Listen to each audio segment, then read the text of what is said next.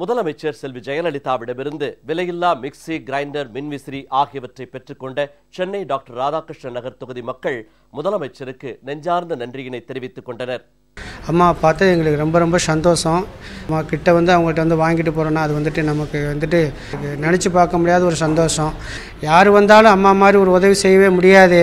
அம்மாவுக்கு என்றைக்குமே கோடான கோடி அவங்களுக்கு ரொம்ப நன்றி கடனாக இருப்போம்.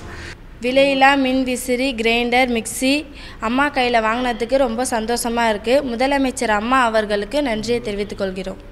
இதேபோல் விலையில்லா மிதிவண்டிகளை வழங்கிய முதலமைச்சர் செல்வி ஜெயலலிதாவுக்கு மாணவ மாணவியர் மனமார்ந்த நன்றியினை தெரிவித்துக் கொண்டனர்.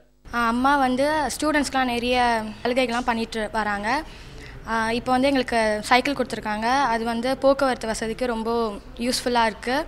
தமிழக முதலமைச்சர் அம்மா அவர்களுக்கு நன்றி. நான் அரசின் மேல்நிலை பள்ளியில் படிக்கிறேன்.